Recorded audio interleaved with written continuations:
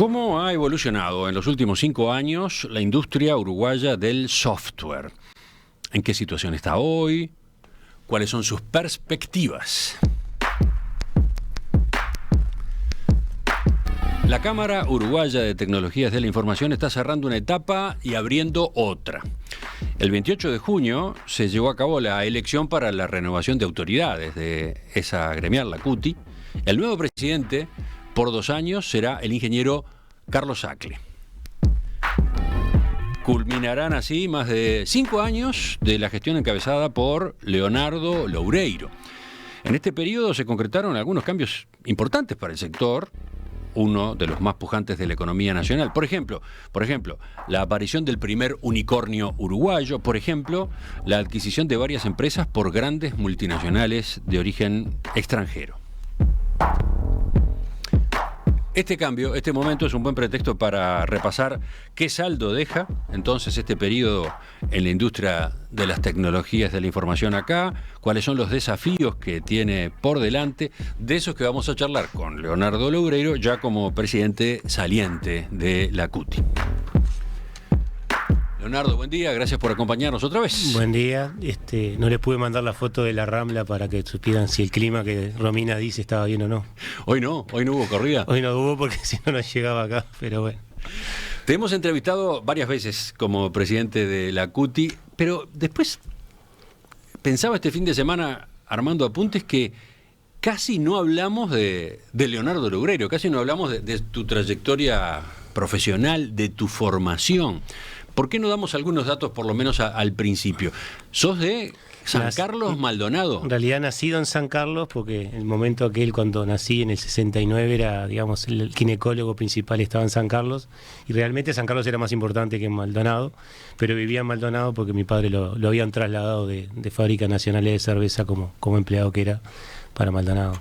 ¿Y cómo resolviste que te dedicarías a la ingeniería de sistemas? No, fue yo hice escuela pública, la escuela número 82 de Cachimba del Rey, ahí en Maldonado. Después hice parte en el liceo departamental y parte en el colegio Hermanas Capuchinas, o sea, 3 años. Y ahí justo en el colegio apareció un ingeniero a traer una Commodore 64 de la época. ¿Qué es eso? Preguntarán algunos oyentes, los más jóvenes. En realidad mostrar una computadora esa es como mostrar un gran teclado gigantesco que se conectaba a un televisor, ¿no? Entonces, y ahí conocí lo que era, y yo ya estaba convencido de ser ingeniero, pero bueno, decidí hacer ingeniería en computación ahí por cuarto de liceo, y me concentré en eso y bueno, fui aprendiendo y entré cuando vine a Montevideo en el 88, hice al mismo tiempo analista programador en la ORT y también en la UDELAR ingeniería en computación. Uh-huh. Había que venir a Montevideo. ¿Cómo era eso desde Maldonado? Y es parte de ese desarraigo que varios del interior comentamos cuando conversamos de esto, ¿no? O sea, obviamente yo soy el quinto varón de 6 hermanos, o sea, a mi padre fallecido, pero mi madre viva, o sea, Dios la tenga en la gloria, porque haber soportado criar a 6 hijos varones es increíble. Y bueno, nosotros ahí obviamente, familia trabajadora, conseguí una familia que me acogiera acá, la familia Gau, que siempre los he querido muchísimo. Y bueno, y ellos ahí, era casi mi familia sustituta, y iba una vez cada 15 días, 30 días, con suerte, a Maldonado a ver a mi familia. Pero ese tema a veces cuando conversamos de la importancia de llevar trabajo a donde uno vive y digamos, está radicado, es importante hoy, ¿no? ¿Estudiaste 2 carreras al mismo tiempo, entonces? ¿Decías? Al principio hice solo 2 años de la ORT, o sea, no la terminé, o sea, mi concentración era facultad de ingeniería, al mismo tiempo jugaba al básquetbol, y por suerte digo en broma que me fracturé el primer año, porque ahí me di cuenta que ya no servía para mucho y me tenía que dedicar a la ingeniería. Ah, ¿no? ¿Eras malo? No, era del montón para abajo. Bueno, ¿y cómo fue, por lo menos rápidamente, cómo fue tu trayectoria profesional? No, yo entré, primero soy docente desde el año 92 de carreras universitarias técnicas. Fui 18 años docente técnico, daba clases de base de datos e ingeniería del software. ¿En dónde? Primero fue en la Escuela Informática, que después se transformó en el Universitario Autónomo del Sur, y al mismo tiempo, al principio, fui docente de la Universidad de la República en el Centro de Cálculo, fui docente de cálculo numérico, que era un centro que ahora es parte de como una unidad del INCO. ¿Todo eso fue en qué época? Entre el ¿Mientras 92, sí, o sea, yo trabajé en otras áreas para poder estudiar en un banco en Punta del Este, y acá empecé a trabajar en el 92 en la escuela de informática, y en el 94 entré a una empresa de software que se fundaba en esa época, aparte me acuerdo de la fecha exacta, el 4 de abril, Ingenieros Consultores Asociados, que era era como un spin-off de la Universidad de la República, porque fue fundada por Germán Steffen, que era en ese momento el director del Instituto de Computación, y Roberto Oliveira Matos, que era el director del Centro de Cálculo. Bueno, hoy solo en ICA quedó Roberto. Bueno, de hecho Roberto estaba participando en alguna mesa TIC como especialista software en muchas cosas en el agro. Ajá, justamente, en aquel inicio, ¿cuál era tu tarea ahí? Yo entré siempre media parte dedicada a técnica y media parte dedicada a lo comercial, ¿no? O sea, a mí me fascinó siempre lo comercial, y después me formé y me especialicé en esa temática. A final de los 90 en el 99 hice un MBA, que lo terminé un poquito más tarde, pero bueno, sí hice un MBA en la Universidad Católica, y después me cambié, digamos, de la docencia técnica. En el 2010 pasé a la docencia en negocios, y bueno, soy docente de la maestría, de las maestrías, porque soy docente en varias maestrías de la Universidad Hort. De hecho, en la actividad profesional, sos gerente comercial, ¿no? En Quanam, gerente comercial. Sí, hoy debería ser feriado para mí, porque soy el gerente general, el CEO de Quanam de Estados Unidos, obviamente con un perfil 100% comercial y de gestión también, pero mi foco siempre ha sido lo comercial, ¿no? O sea, la parte de hacer negocios o desarrollar negocios, ¿no? Interesante esto, dicho al pasar, nomás como algo natural. Sos el gerente general de Quanam Estados Unidos. Sí, sí. O sea, una empresa nacida acá, que ya hemos hablado en distintas ocasiones, tiene una variedad de representaciones en países de América Latina y de Estados Unidos. De hecho, Quanam es una de si no es de las primeras, es del top 5 de las empresas de QT, que fue multinacional, ¿no? Porque no solamente se instaló en América Latina y después en Estados Unidos, sino que también tuvo oficinas en Múnich, y hoy tiene oficinas en Barcelona, ¿no? Entonces, sí, efectivamente, somos una de las primeras multinacionales del sector. De nuevo, breve, ¿a qué se dedica Quanam? No, es una consultora que se dedica fundamentalmente a incorporar tecnología de la información en las empresas, mucho del área del negocio, en áreas hoy muy conocidas como Data and Analytics, la parte más de sistemas de gestión, RP, CRM, y también a veces mucho de infraestructura. Y ahora estamos en algunas cosas más sofisticadas como negocios en plataformas o negocios en red. Entraste en Quanam hace 10 años. 10 años. Y en la CUTI, en la Cámara Uruguaya de Tecnologías de la Información, hace 20. Sí, porque en el 2002 ingresé representando a ICA en la primera directiva que participo. Y es interesante porque esa incorporación me trae a colación algo que decías en la introducción, que yo estoy diciendo mucho estos días, que todo lo que está pasando no es casualidad, es causalidad. En el 2002 entro en una comisión creada ahí a iniciativa de Luis Stolovich, hoy fallecido, fue director general de la Cámara, y Luis creó una comisión que era fuentes de financiamiento. De hecho ahí estuve con... Qué lindo año para examinar fuentes de financiamiento, 2002, ¿no? Exacto. Pero justamente si miramos las gráficas de exportaciones del sector, vamos a ver que en el 2002 fue un pico. O sea, porque la gente se dio cuenta que acá iba a tener complicaciones y apostó mucho al extranjero. Pero en la fuente de financiamiento, cuando hablamos de fuente de financiamiento, es cómo preparar una empresa para recibir capital de riesgo que no existía. De hecho, ahí empiezan las primeras conversaciones para que se creara Prosperitas. Y después, además, nunca había existido fuentes de financiamiento genuinas de bancos. Ahí hicimos un acuerdo muy grande con el Banco República, donde se destinaron más de 7 millones de dólares que fueron prestados a varias empresas del sector, y por suerte todo devuelto, ¿no? O sea que eso es lo más importante. En la CUTI pasaste por distintas responsabilidades hasta que te tocó asumir como presidente a comienzos de 2017, a raíz del fallecimiento sorpresivo de quien ocupaba ese cargo en ese momento, Álvaro Lamé. Sí, fue obviamente un hecho lamentable, que cada vez que hacemos algo nos recordamos a Álvaro. De hecho, algunas de las cosas que vamos a comentar después sobre el tema de cómo fue desarrollándose algunas actividades que hemos logrado hacer en estos últimos 5 años, algunas son ideas de él. Y una de las que más siempre comento de Álvaro, que para mí fue realmente un guía, fue que Álvaro hablaba del teletrabajo en el año 2009, ¿no? Sí, sí, sí. Creo que alguna entrevista tuya acá debe haber sido sobre eso. Recuerdo varias entrevistas con él a propósito de aquel concepto, que se abría camino, ¿no? O que Sí. él lo empujaba para que se instalara en la agenda, ¿no? Pero mirá qué interesante, nosotros estamos trabajando en algunas cosas que queremos ser el primer país del mundo en hacerlo, y hubiésemos sido de los primeros en tener una ley de teletrabajo. Lamentablemente en aquel momento, y digo los gobernantes porque hablo en todos los partidos, porque no hablo solo el que estaba gobernando en ese momento, sino todos, nadie lo escuchaba como para entender la importancia que hoy tiene el teletrabajo, y hoy poder decir que empresas como la mía, Quanam, o como Bantotal, o como Abstracta, o como varias empresas del sector están dando empleo en el interior, hoy mucho cobijado bajo una ley que se aprobó el año pasado, pero casi que, digamos que a la fuerza por los hechos que pasaron de la pandemia, ¿no? ¿Cómo era tu relación con Álvaro Lamé? Excelente, excelente. A ver, siempre cuento una anécdota que no me acuerdo si alguna vez la hice pública, pero yo fui el tesorero de su primer directiva, de su primer presidencia, y lo primero que le dije fue, mirá, te voy a acompañar para decirte que no a todo. ¿Cómo para decirle que no? Porque no entiendo esa actitud. Bueno, al revés, no hay que ser positivo. Por eso lo voy a decir. No hay que ser proactivo. No, pero Álvaro tenía un impulso demasiado grande. Entonces yo le decía, era una topadora. Yo le decía en broma, es el momento de que la cámara acelere, pero no quiero que nos choquemos contra una pared. Entonces voy a hacerte de contrapeso para no decirle que no. Y al final siempre le dije que sí, porque todas las ideas que me planteaba me encantaban.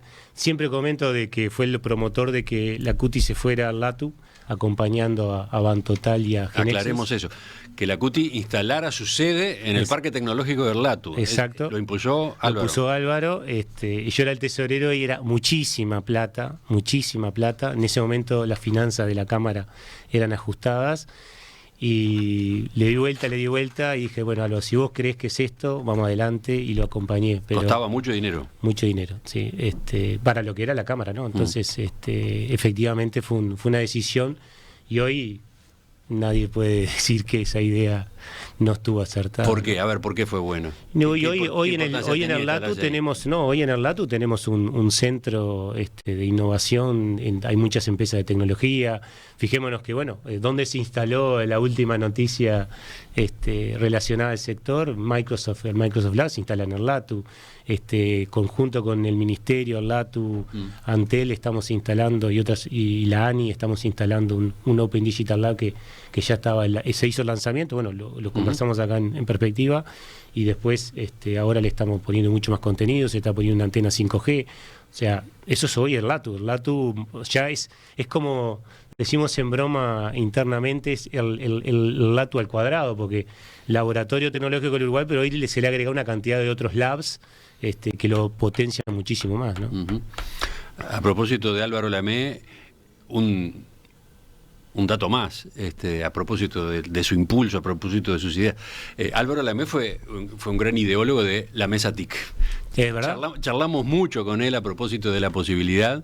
Él insistía en que en perspectiva tenía que existir una mesa dedicada a estos asuntos, y finalmente la llevamos adelante. Lamentablemente él no pudo ver el desarrollo, pero sí. En el fondo fue una gran campaña de Álvaro. Hay varias campañas que la vamos a comentar ahora. Comentarios de oyentes, dice Ignacio, qué máquina la Commodore. Yo soñaba con la TK-90, pero mis padres nunca pudieron permitírselo. Yo ni las tenía que ir a la casa de amigos, y justamente iba a la casa de un amigo que tenía una TK-90. Federico dice, no, exagera Leonardo, era bueno en básquetbol. Y Alberto dice, somos cada vez más los que nos instalamos en el Parque del LATU. Yo tampoco estaba convencido cuando Álvaro me invitó, un ser humano enorme, agrega. Tal cual, comparto. Para cerrar entonces la recorrida por tu historia profesional, o este pantallazo por tu historia profesional, cumpliste 5 años y medio como presidente. ¿Por qué no te presentaste a la reelección? ¿Era posible? No, siempre es posible. De hecho, los estatutos lo habilitan, pero creo que el cambio es importante. Además, Carlos tomó la iniciativa, y me parece que que es interesante que haya un cambio y todos tenemos que tener la chance de poder desarrollar y plantear nuestras ideas. Pero vas a seguir en la directiva igual. Sí, sigo integrando la directiva, con un rol ahí más focalizado en una temática que todo el mundo sabe que me interesa mucho, que es el tema de la formación y la generación de recursos. Bueno, hablamos de Leonardo Loureiro, persona, estudiante y profesional, pero en definitiva fuimos hablando también de las tecnologías de la información en Uruguay, ¿no? Estos minutos no fueron solo lo de un ser humano, creo que ya nos ilustraron una parte de este recorrido. Me gustaría que enseguida, ahora sí, nos concentráramos en los últimos 5 años. La CUTI, Cámara Uruguaya de Tecnologías de la Información, llevó a cabo la semana pasada la elección de renovación de sus autoridades. Hay un nuevo presidente que asume este mes, el ingeniero Carlos Acle. Culminarán entonces 5 años y medio de gestión encabezada por el ingeniero Leonardo Loureiro. Con él estamos conversando esta mañana.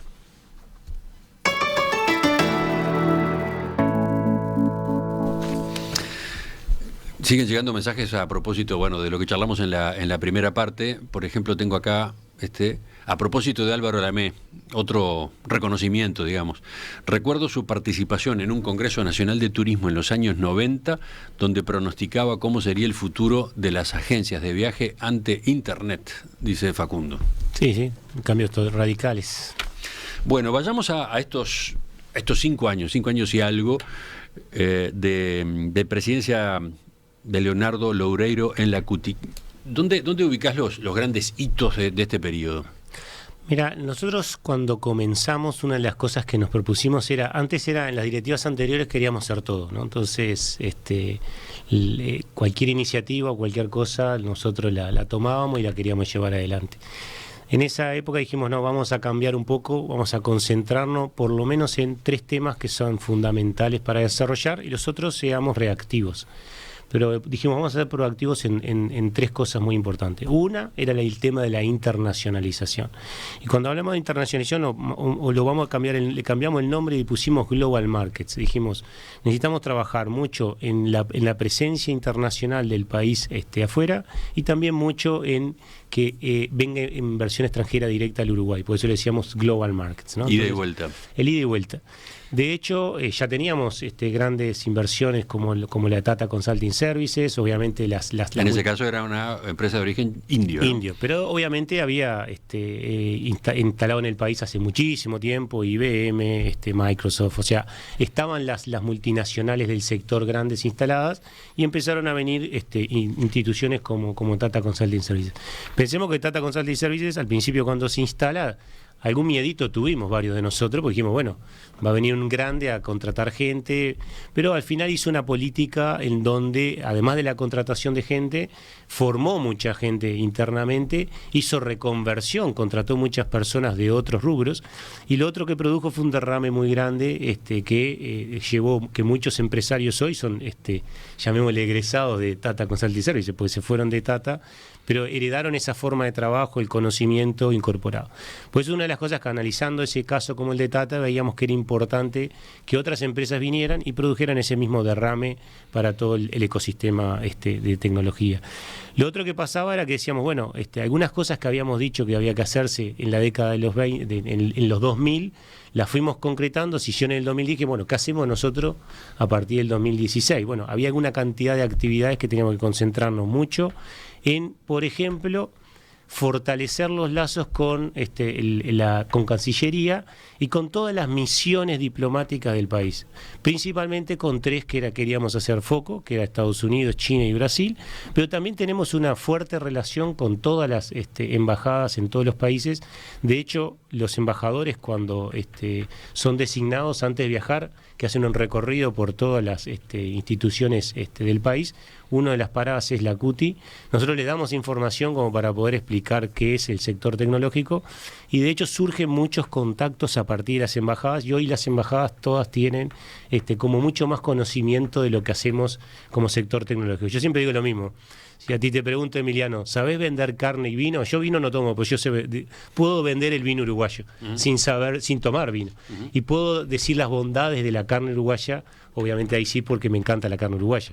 Pero los dos podemos decir eso y podemos llegar a decir que bueno que somos en el fútbol, ¿no? O sea, podemos llegar a explicar cosas que son culturalmente muy metidas dentro de nosotros. Ahora, ¿quién de nosotros puede decir, ¿sabés lo que hace tal empresa de tecnología? ¿Sabés lo que hace Dilocal que permite que desde mercados emergentes se pueda pagar determinado tipo de servicios cuando antes no se podía? ¿Sabés lo que hace Bantotal que le da soporte a miles de bancos, cientos de bancos en toda América Latina y en algunos países de Europa y de Asia? Ese tipo de cosas, hay una cantidad de empresas que hoy dan soporte a soluciones tecnológicas que hay gente que ni sabe que existe una empresa uruguaya que está por detrás. Es que en el fondo lo que pasa es que estamos hablando de un sector no tradicional, todavía no tradicional, a pesar de que ocupa un lugar relevante en la economía uruguaya, a pesar de que se ha destacado tanto, por ejemplo, en las exportaciones per cápita, ¿no? Sin embargo, todavía para muchos es como una curiosidad, ¿no? Sí, pero eso que me decís me da pie a una cosa que es importante. Además de todo eso que dijimos, de focalizarnos en el tema internacional, en el tema de la educación y en el tema de desarrollo de otras capacidades como en la innovación, fíjate que nosotros, 2015, estábamos diciendo, tenemos que seguir innovando cuando somos considerados el sector más dinámico y más innovador del país, hoy junto con el de biotecnología. Pero seguimos siendo los mayores consumidores, por ejemplo, de todos los instrumentos de la ANI. Hay una cantidad de proyectos. La ANI, la Agencia Nacional de Innovación e Investigación. Sí, perdón que somos de usar los acrónimos y las siglas y nos olvidamos. No, yo por las dudas cada tanto voy traduciendo. Gracias. Pero no, una de las cosas que efectivamente se pasa a hacer eso es que también dijimos, bueno, vamos a poner eso en iniciativas concretas, y una cosa que nos propusimos fue 2025 queremos ser el 5% del Producto Bruto Interno. O sea, 5% del Producto Bruto Interno es muy grande. O sea, nosotros si hoy ponemos las exportaciones del sector de software rankeado junto con las otras exportaciones tradicionales del país, estamos en el cuarto o quinto lugar dependiendo del año. Pero no solo eso, sino que nosotros, hoy capaz que cambia la ecuación por las nuevas plantas de celulosa, pero antes de UPM2, el complejo celulósico, o sea, el complejo de la celulosa, representa lo mismo que el sector de software. Pero nosotros empleamos a 16.000 personas. O sea, en forma directa. Bueno, ya estás dando datos que en algún momento había que repasar. 16.000 personas hoy. En forma directa de las empresas socias de CUTI, pero hay más gente trabajando en el sector y obviamente también hay gente empleada en las empresas no tecnológicas. Bueno, de hecho, un monitor que hicimos con Advice mostraba que de 12.000 llamados que hubo de tecnología de la información entre octubre de 2020 y octubre de 2021, entre 20 y 25% correspondía a empresas no tecnológicas. O sea, eso muestra muchísimo la incorporación de la tecnología en las empresas no informáticas. Estábamos hablando entonces de líneas de acción que se trabajaron en el ACUTI y que fueron especialmente importantes en este periodo. Uno, la internacionalización, sí, ¿no? Tanto para la llegada de inversiones como para la venta de software y servicios de consultoría en el exterior, como para la instalación misma de empresas uruguayas en el exterior, ¿no? Y prepararnos, como decías tú, también para poder ser adquiridos por otra empresa, porque la forma de crecer... Ahora hablamos de eso. Ahora hablamos de eso. Entonces, bueno, un capítulo era internacionalización. Otro era el de innovación, que hicimos un conjunto de actividades para reforzar todavía más el hecho de la innovación. Hicimos todo un capítulo ahí apoyados por ANDE e INEFOP. O sea, hicimos varias actividades en conjunto con Uruguay 21. Nosotros eso lo estoy diciendo en forma soslayada, pero no dejamos de ser parte de un ecosistema en donde nosotros somos un gran dinamizador de ese ecosistema. Pero en ese ecosistema están agencias estatales, está la academia, está el gobierno, están las empresas y están algunas sociedades, algunas organizaciones de la sociedad civil. Entonces, trabajamos todo en conjunto, algún proyecto con una o dos organizaciones, alguno promovido solo por nosotros, pero nunca solos, o sea, siempre dentro de un ecosistema y tratando de enriquecer al ecosistema tecnológico. Pero una de las cosas que hicimos con la innovación fue repotenciarla. Después otra cosa que dijimos era después quiero contar un caso que hicimos interesante de concretar un proyecto que teníamos hace tiempo, que era un observatorio de tecnologías de la información. No había. Convencimos a la ANDE, nos apoyó con uno de esos... ANDE, Agencia Nacional para el Desarrollo. Perdón por las siglas, pero bueno, son siglas de organizaciones estatales, como dijéramos UT, no diríamos lo que significa. Pero claro, todavía no son tan conocidas, ¿no? ANDE todavía para no son los que somos grandes colaboradores mutuos, la ANDE es muy conocida. Bueno, desarrollamos un observatorio que hoy nos permite tener una cantidad de información que antes no teníamos, y nos permite tomar decisiones sobre esa información. Entonces, uno de los estudios que hicimos, lo hicimos conjunto con el Centro de Estudios para el Desarrollo, hicimos uno de la realidad de la innovación. Bueno, empezamos a trabajar sobre eso. Y la tercer pata, que no deja de ser la más importante de todas, es la formación. Sí, porque ataca un problema clásico del sector en el mundo, ¿no? Sí, la escasez de recursos humanos. Es en el mundo, las cifras de Uruguay son preocupantes, ¿no? Entonces, pensemos que solo el 11% de todos los que estudian bachilleratos tecnológicos e informáticos en la UTU, más las ingenierías de secundaria, solo ingresan a carreras relacionadas a las TI, solo de toda la masa el 11%, ¿no? Ingresan a estudiar tecnología de la información.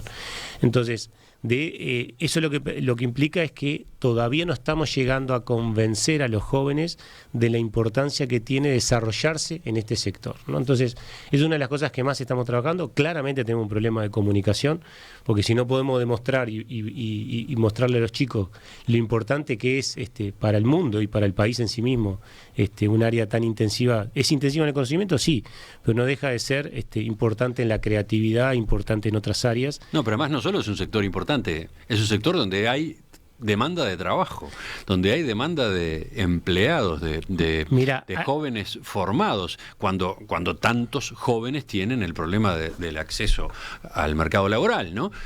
Hay una demanda insatisfecha importante, grande, ¿no? Hay una demanda que nos muestra que nosotros hoy estamos necesitando del orden de 3.000 personas por año. Hoy estamos con un déficit de 5.000. Pensemos que si tomamos el anuario estadístico del MEC, del Ministerio de Economía, de Educación y Cultura, el último que es publicado 2020, actualización 2022, o sea, pero es año 2020, egresaron, voy a decir la cifra más dura, egresaron apenas 200 ingenieros de 1.000 egresos, ¿no? O sea, hay 1.000 egresos de tecnicaturas, licenciaturas, y a ingenierías, pero solo la pata de la ingeniería, por ejemplo, la parte técnica, que es la que tendría que ser la que tira, solo egresaron 200, ¿no? Entonces, esas cifras son muy bajas, o sea, solo egresan 1.000 y se necesitan 3.000, ¿no? ¿Y entonces qué hicieron en esta materia desde la CUTI? No, bueno, nosotros hemos hecho varias actividades. En los últimos 5 años, de hecho, una idea de Álvaro Lamé, de hecho se llama así el programa hoy, Jóvenes a Programar Álvaro Lamé. Jóvenes a Programar fue una idea que trabajaron en conjunto entre Miguel Brecher, bueno, viene ahora a la mesa acá en perspectiva, ¿no? Miguel con Álvaro y todo el equipo después del Ceibal y CUTI, y se hizo la primera instrumentación, que fue, o sea, Álvaro lo cuestionaban hasta del gobierno de que los chicos no estaban interesados, pero hubo 12.000 inscripciones el primer año. O sea, hay necesidad. Una de las cosas que detectamos era eso. Bueno, el programa de Jóvenes a Programar ya cumplió 5 años. Apuntaba a jóvenes entre 18 y 30 años con ciclo básico de educación media aprobado, ¿no? Exacto. Entonces, ese tipo de formación se fue incorporando, eso fue manteniendo a los chicos dentro de poder estudiar, de seguir incentivándolos. Fue realmente una buena base para sensibilización, y muchos de ellos, de hecho, consiguieron trabajo, y obviamente nuestra intención y de todas las empresas es que sigan estudiando. Después, nosotros junto con INEFOP lanzamos el programa BIT, que lo que buscaba era capacitar durante 2 años, era una tecnicatura provista 100% online, muchísimo, o sea, el contenido era universidades internacionales como la Javeriana de Colombia, el Politécnico de Valencia, unas 12 materias. Hoy hay más de 1.300 jóvenes que pasaron por la mayor cantidad de todos esos cursos. Capaz que aprobado el 100% son unos 500, pero hubo dos periodos que se hizo el programa BIT. Entonces, ese tipo de actividades lo que fue generando fue muchísimos jóvenes muy bien formados en varias zonas del país. Eso es lo otro importante. Lo que nos estaba pasando, por eso también lanzamos un programa que se llamó Jacarandá antes de la pandemia, que era llevar las empresas a que dieran trabajo donde los chicos se formaban. Entonces, hicimos un estudio y vimos cómo había sido la experiencia de Bantotal en Guichón, cómo había sido la experiencia de Top System en Paysandú, la de Infocorp en Colonia, algunas iniciativas de empresas nacidas y que crecieron en Maldonado, distintas experiencias. Dijimos, bueno, vamos a promover centros de desarrollo en conjunto con Antel y el Ministerio de Industria, Energía y Minería. Y ahí se empezaron a constituir varios casos que fueron, bueno, el primero justo fue de Quanam en Bella Unión, el segundo fue de Abstracta, el segundo fue de Abstracta en Juan Lacase, después hay uno acá en Montevideo y hay un tercero, el cuarto creo que era Genexus también en Juan Lacase, Genexus Consulting, ¿no? Uh-huh. Entonces, ese tipo de actividades, claro, después vino la pandemia y que casi fue natural, o sea, decir, si hoy ya tenemos una cantidad de gente trabajando y profesionales, se empezó a como generar per se, y eso fue incentivado muchísimo a través también de iniciativas de ese estilo como Jacarandá. Eso de las tecnologías de la información en el interior, eso, tanto en cuanto a la instalación de empresas como en cuanto a la formación de profesionales para las empresas, ¿es algo que te interesó especialmente? ¿Qué tiene que ver con tu origen, aquel fernandino? Sí tiene ese sentido de que sé de lo que significa para un joven tener que dejar su casa y sus familiares y sus amigos, pero también recorriendo el país, que es una de las cosas que me ha dado el ser presidente de la Cámara, y también lo hacía antes, pero hoy particularmente muchísimo por ser el presidente. Conocer las realidades, Emiliano. Conocer a un chico que nace en Bella Unión y puede hacer el bachillerato tecnológico gracias a la educación pública, pero después no tiene las posibilidades para poder trasladarse ni a Salto, ni puede trasladarse a Montevideo. O sea, eso es impensable. Pensemos que un boleto de ómnibus Montevideo-Bella Unión sale 3.000 pesos. O sea, es muy oneroso para una familia de contexto crítico. Entonces, ¿cómo hacemos para que esos jóvenes tengan las oportunidades? Y bueno, lo que hicimos fue eso, llevar primero, por suerte, el bachillerato tecnológico en informática de la UTU tiene una cobertura bastante amplia en el territorio. Hoy tiene más de 6.000 personas estudiando el bachillerato en esa línea. Eso, lo que pasaba era que terminaban los chicos sexto año y la mayoría seguía trabajando en otras cosas que no tenían nada que ver. Primero porque no tenían una oferta capaz que educativa online, que fue lo que hicimos con BIT, y segundo, no estaban las empresas dando el trabajo in situ donde los chicos terminaban de estudiar. Hoy, por suerte, varios de nosotros tenemos historias de vida que son increíbles, gente que pudo salir y desarrollar su familia a través de poder incorporarse a través del trabajo en el sector de tecnologías. Siguen llegando cantidad de mensajes a propósito de lo que venimos recorriendo con Leonardo Loureiro sobre el sector de las tecnologías de la información y particularmente los últimos 5 años y medio, esto que es el periodo en el que él estaba en la presidencia de la CUTI. Enseguida, si te parece, Leonardo, en el final, revisemos lo más nuevo, algunos datos, algunos hechos nuevos del último año, de los últimos 2 años, que podría decirse que han sacudido un poco más a las tecnologías de la información uruguayas. Siguen llegando cantidad de mensajes, todos muy interesantes, no voy a poder leerlos todos, pero a ver, estos son dos... de algún modo elogios y al mismo tiempo reclamos. Alejandro dice, las becas para capacitación para tester para adultos ¿no están más disponibles? Y el otro, Mario, el programa BIT debe reinstaurarse. Allí me recibí. No importaba la edad. Yo tengo 56 años, dice Mario del Cordón. Sí, a ver, me encantan los dos mensajes. Uno, el de Vito, obviamente estamos buscando diferentes alternativas. Van a haber cosas parecidas, es a lo que me voy a dedicar los próximos 2 años. Y de hecho, Carlos seguramente haga algún anuncio bastante interesante de una propuesta que queremos hacer a nivel nacional. Y lo otro es, en el caso de Tester para adultos, sí hay una cantidad de programas propios de las empresas. Hay varias empresas, miembros de la Cámara, que tienen programas del estilo de Más 50, que justamente lo que hacen es la capacitación la hacen dentro de la empresa y terminan aprendiendo a hacer testers ahí. Pero estamos con algunas ideas interesantísimas y una idea bastante loca. Cuando digo loca no es loca, digo es que nos gusta mucho y que queremos llevarla adelante. Esa iniciativa de varios actores, uno de ellos viene después de mí en la mesa acá. ¿Otra vez? Sí. ¿Otro o el mismo? No, el mismo. Ah, bueno. Enseguida nos enteraremos. Estamos con Leonardo Loureiro, presidente saliente de la CUTI, Cámara Uruguaya de Tecnologías de la Información.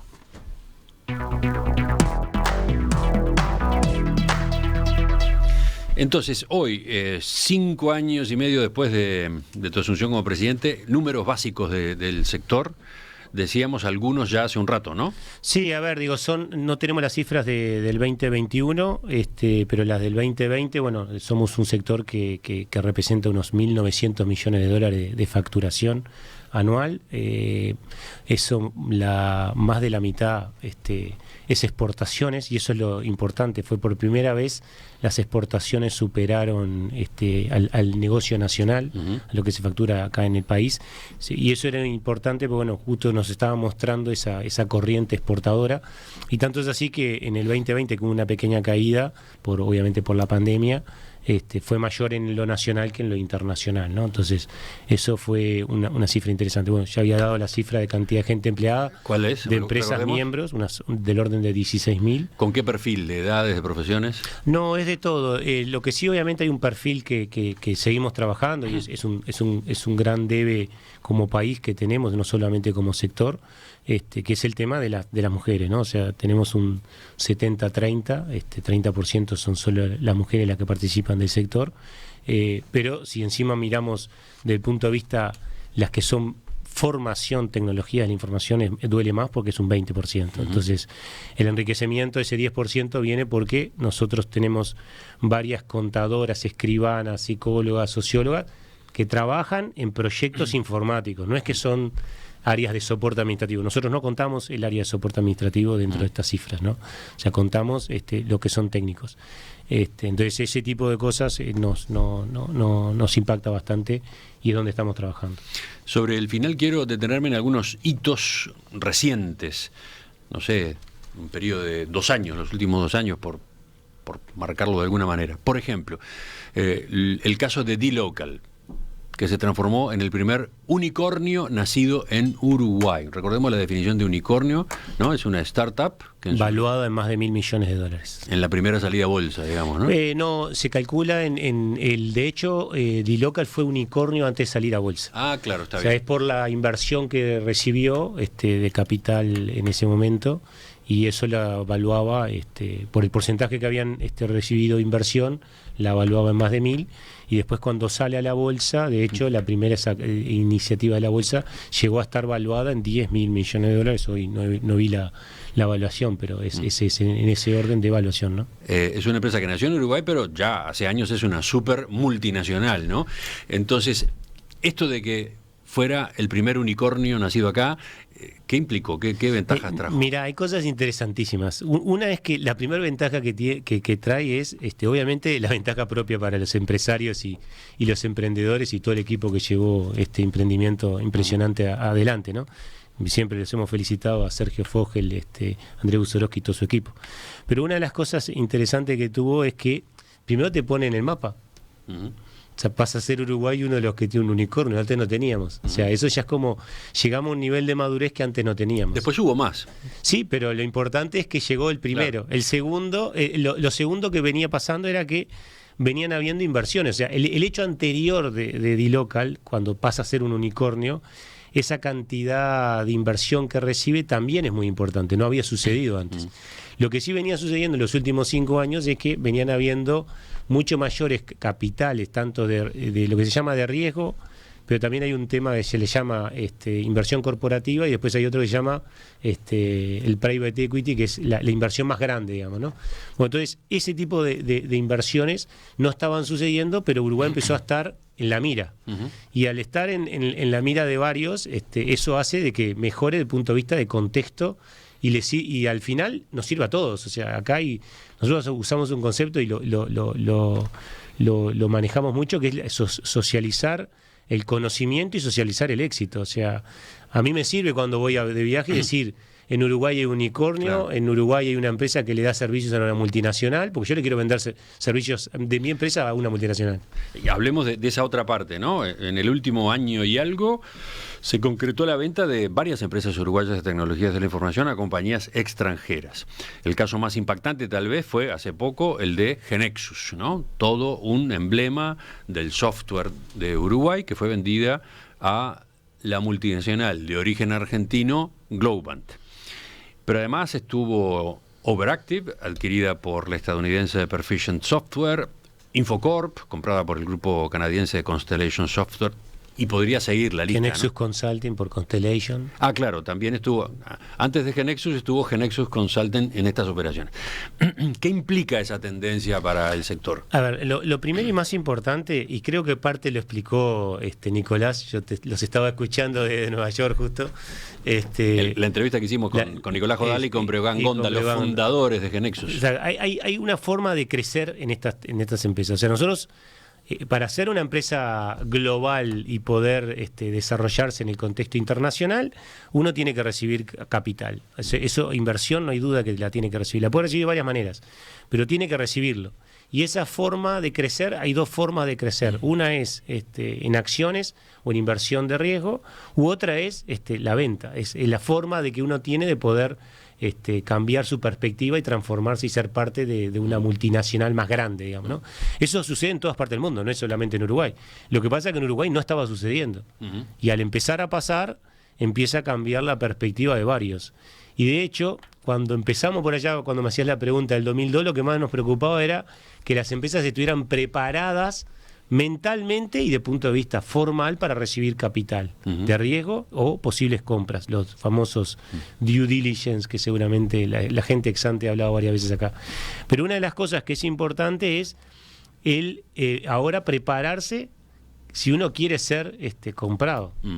Y no está mal pensar en eso, porque es la forma de crecer. Bueno, pero varios oyentes, hemos recibido mensajes cada vez que tratamos esta noticia, varios oyentes dicen, pero ¿el sector uruguayo de las tecnologías de la información va a terminar quedando en manos de capitales extranjeros? ¿Eso es sano? No, porque pasa a ser el emprendedor, va a haber más emprendedores y va a seguir habiendo emprendimientos nacionales, y pasa eso, o sea, pasa de que otros van a querer poder crecer, y después de lo otro es que hay un derrame. O sea, nosotros no somos dueños de la verdad, nosotros no somos dueños del conocimiento mundial.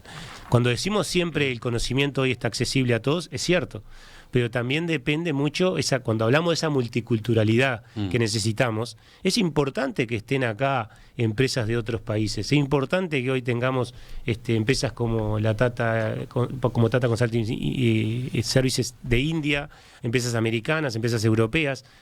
Aprendemos tanto de la cultura como para ser globales. O sea, si uno quiere vender algo a nivel de todo el globo, necesita pensar como todo el globo. Y eso no lo tenemos en Uruguay. Por otro lado, también en estos meses se está concretando el interés de grandes multinacionales de tecnologías de la información por instalarse acá, por instalarse de una u otra forma acá.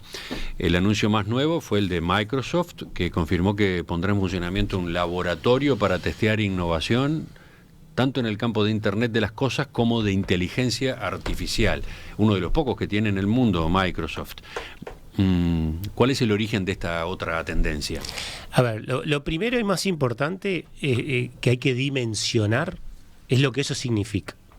Que el gobierno haya podido conversar con estos tres gigantes como Meta, Google y Microsoft no sucedía antes. Eso es cuando yo hablo de causalidad. el país se ha ido posicionando para poder ser receptor, por lo menos hasta de conversación. O sea, miren lo que estoy diciendo. O sea, no estoy diciendo recibir una inversión o decidir algo acá. Es solo que atiendan el teléfono. Si yo pongo el caso de Microsoft, lo voy a comentar los tres, pero el de Microsoft en particular, por el 2009-2010 quisimos convencer a Microsoft de que viniera a instalar a Microsoft Research acá en Uruguay. Las cifras nuestras, desde el punto de vista en ese momento de la cantidad de doctores, la cantidad de PhD que había del sector tecnológico era muy baja. Entonces no tomaron la decisión. A diferencia de un Pasteur que sí tomó la decisión, en el caso tecnológico, en el informática, no tomó la decisión. O sea, era la división de Microsoft dedicada a la investigación. O sea, de hecho ni nos dieron la hora, creo. O sea, no haber recibido ni la carta. Aún estando Microsoft acá y aún la gente de Microsoft local haciendo mucho esfuerzo para ese tipo de cosas. Hoy las condiciones son otras. O sea, Uruguay ha hecho muy bien los deberes en todos los contextos. O sea, Uruguay, lo más importante, ya lo hemos hablado varias veces en esta mesa, es que es un país serio. Entonces, al ser un país serio, puede golpear puertas y puede ser atendido. Tiene que ser atendido con propuestas concretas. Por eso cuando Meta dice, me comprometo a hacer cursos de realidad aumentada en el Uruguay. Meta es Facebook. Meta es grupo, o sea, sí, vendría a ser todas las compañías de Facebook. O sea, en realidad ahora se llama Meta y el conglomerado.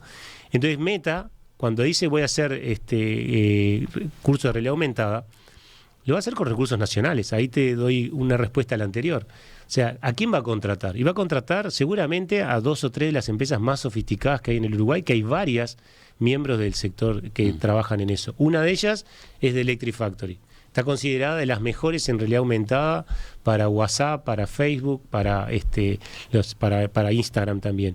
Y también está Smart Lab, también está la experta en temas de metaverso y realidad aumentada, la que entrevistaron ustedes de Maldonado, que fue adquirida por Sandbox. O sea, está el conocimiento en el Uruguay, por eso vienen.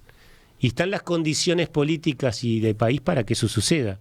Y en el caso de Microsoft, los mayores usuarios de eso, vamos a hacer la red de partners uruguayos. Pero a ver, detengámonos un minuto en el caso de Microsoft. Seguramente los oyentes que escucharon la entrevista que hizo Romina la semana pasada con el representante de Microsoft acá en Uruguay, en algunos casos se vio en los mensajes que decían, pero esto no tiene mucho volumen, ¿no? La semana pasada en esa nota, Alejandro Pasos decía que en el laboratorio van a trabajar 3 personas que se encargarían más bien de hacer el nexo con especialistas internacionales para que empresas uruguayas pudieran testear sus innovaciones. Sobre esa objeción que algunos oyentes plantearon, ¿qué decís tú? Es interesantísimo porque la gente no tiene, a veces la dimensión no tiene idea de lo complejo que es llegar, aún siendo partner de Microsoft, y capaz que de los de más alto y capaz que hasta con proyectos en los Estados Unidos, de tener acceso a esa persona que necesitas para que te resuelva o te dé líneas de solución para un problema que vas a encarar, ¿no? O sea, poder conversar con un ingeniero especialista de Microsoft no es sencillo. Entonces, poder tener esa línea directa, que es lo que establece de primera, o sea, y esto siempre es lo mismo, o sea, uno tiene que entender de qué comienzo tienen las cosas, y esto es un comienzo, que va a ir creciendo, estoy seguro, porque nosotros somos altamente demandantes de ese tipo de cosas, pero poder llevarle a Microsoft una idea, que en una semana me den un posible camino de solución, y en ese intercambio poder intercambiar conocimiento con uno de los, digamos, gurúes de Microsoft, y eso tiene valor, para el que es parte del ecosistema de Microsoft, tiene muchísimo valor. El mismo valor que tiene para varios que son parte del ecosistema de Google, poder ser parte de la parte de TensorFlow. Pero ¿la parte de? TensorFlow es la línea o DeepMind, que son las líneas de inteligencia artificial de Google. Pero a ellos no tenemos acceso. Pero hoy, estando acá, Microsoft Lab va a estar. Para terminar, Leonardo, tu último día como presidente de la CUTI será 19 de julio. 19 de julio. En ese momento asumirá Carlos Sacle como nuevo presidente. ¿Qué grandes desafíos tiene la CUTI en esa etapa que se inicia? ¿O un gran desafío? Bueno, el gran desafío va a ser continuar la línea exportadora y el tema de la formación, ¿no? Convencer a más jóvenes. Y también estamos trabajando con el gobierno en la posibilidad de incentivar la migración calificada. Pero bueno, en eso es lo que estamos. Migración calificada. traer profesionales. Es un tema que han manejado en la CUTI varias veces. Sí, sí, lo hemos manejado. Como recién decía, no solo es por la escasez actual, porque nosotros estamos dando trabajo en otras partes del mundo. O sea, porque no significa que estas 5.000 personas que necesitamos no las podamos conseguir en Argentina, Paraguay, Bolivia, Colombia, México, Brasil. Las conseguimos. A veces no son 5.000, son 2.500, pero esos 2.500 son 2.500 salarios que estamos pagando en otros países, que están pagando sus impuestos y están consumiendo en esos países. Si esos 2.500 los traemos para acá, te voy a dar una cifra interesante para que la gente comprenda el potencial del sector. 5.000 personas a la productividad actual, que está estimada en $130.000, son más de 650 millones de dólares por año que pueden ingresar al país. O sea, solo por tener esa cantidad de gente trabajando en el sector. Entonces, eso es lo que creo que es importante entender de aquí al futuro. Y por eso estamos trabajando también con todas las otras cámaras, ¿no? O sea, la Cámara, la CUTI, hace 5 años pertenece a la Confederación de Cámaras Empresariales y estamos trabajando entre todo el empresariado para poder llevar adelante la incorporación de tecnología, para no solo mejorar la productividad del sector tecnológico, sino también la productividad de todos los otros sectores de la actividad económica. Bueno, de hecho, ANDE tiene un programa que acaba de ser aprobado el año pasado en conjunto con el BID, de un préstamo para ANDE Digital, se le llama, que es para incorporar la digitalización. Leonardo Loureiro, presidente saliente de CUTI, la Cámara Uruguaya de Tecnologías de la Información, gracias por acompañarnos. Gracias, Emiliano, y antes de decirte adiós, me gustaría también agradecer, y el primer agradecimiento es primero a mi señora y a mis 3 hijos, que estos 5 años me han soportado en las buenas y en las malas. No todo es color de rosas. Sí, llevar los 2 sombreros al mismo tiempo, el de la actividad en Quanam y la actividad como presidente de la CUTI, sí. ¿Implicaba cuántas horas por día? No la voy a decir porque si no se va a asustar la gente. Bueno. Pero no, en realidad yo soy medio workaholic y todo el mundo lo sabe. Pero el otro tema es que obviamente mi actividad internacional de Quanam me obliga también a viajar mucho. Y obviamente la actividad como CUTI, la presencia de la Cámara hoy por suerte está bien recibida en varios sectores de la actividad del país. Y el otro obviamente un agradecimiento para ti por haber tomado la iniciativa aquella de Mesa TIC hace 5 años. Ya llevamos 5 años vamos a seguir molestando con eso, todavía coordinándola y aportando de ese granito. Y obviamente agradecer a todos los que han integrado porque han sido 3 directivas y han sido 3 directorios distintos de la CUTI, y obviamente al staff liderado por Andrea Mendaro, que trabaja hace muchísimos años con nosotros como gerenta general. Y sí, y lo increíble es que todo lo que hacemos con un staff tan corto, ¿no? O sea, a veces la gente se asombra de todo lo que hacemos con la gente que somos. ¿Cuántos son? Somos unos 9, 10, no somos más. Seguiremos en contacto entonces, Leonardo. Muchísimas gracias, Emiliano.